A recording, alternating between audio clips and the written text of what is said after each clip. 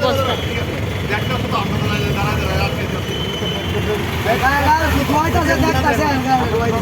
আমরা তো আটকে যাচ্ছি এখন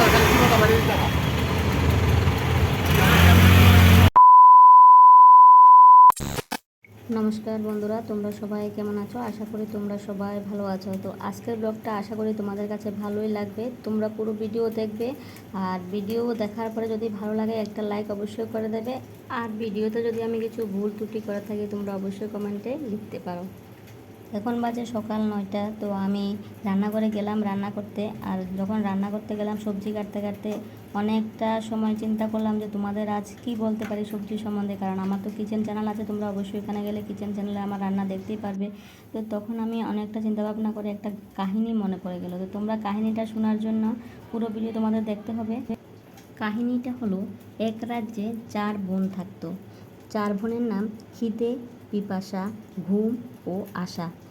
তো এই 4 বোনরা যখন একসঙ্গে থাকতো, 4 বোনরা সবাই বলে, প্রথমজন খিদে বলে আমি বড়, পিপাসা বলে আমি বড়, ঘুম বলে আমি বড়, আশাও বলে আমি বড়। তো সবাই নিজেকে নিজে বড় বলে দাবি করছে।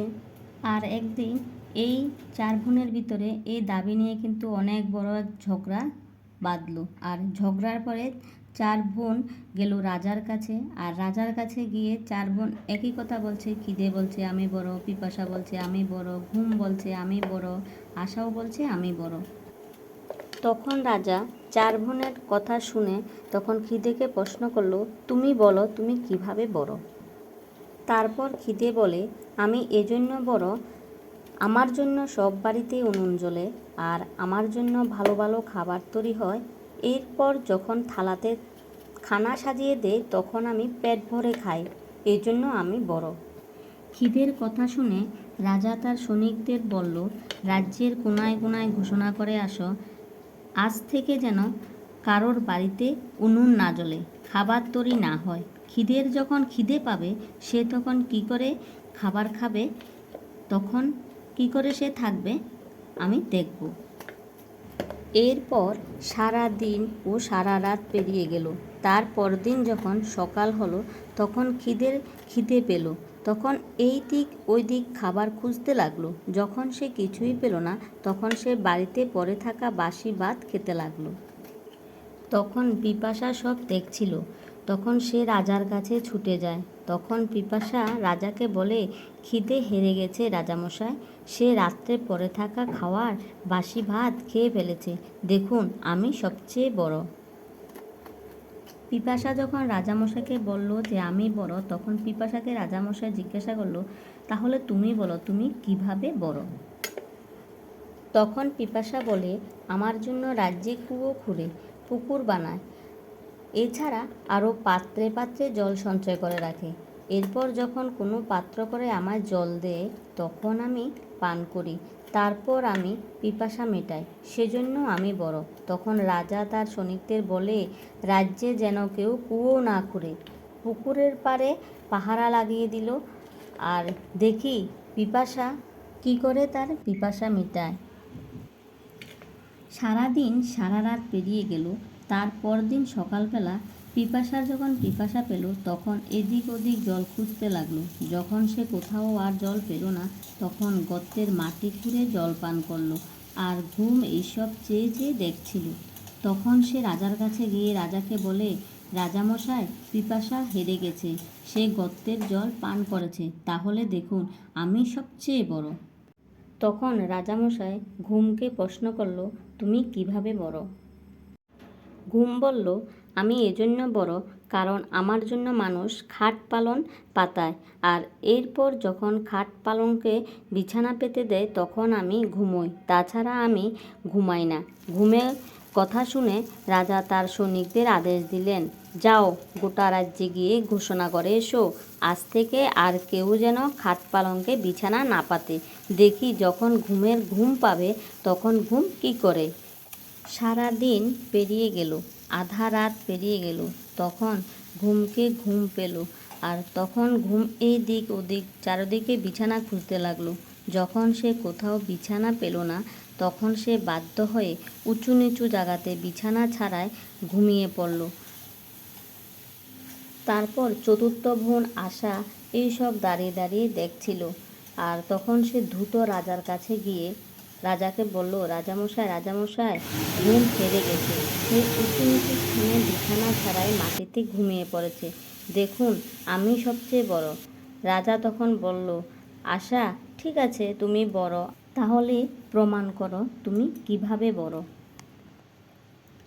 তখন আশা বলে, আমি এজন্য বড় কারণ আমার জন্য মানুষ কর্ম করে, পরিশ্রম করে, চাকুরি করে ও ব্যবসা বাণিজ্য করে, দিনরাত এই এত কষ্ট করে, কিন্তু তবুও তারা আশার আলো নিভতে দেয় না।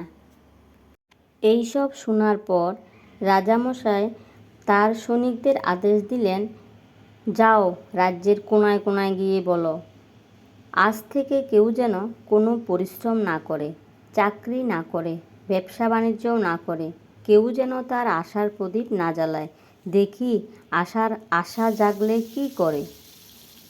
এরপর সারা দিন পেরিয়ে গেল, সারা রাত পেরিয়ে গেল।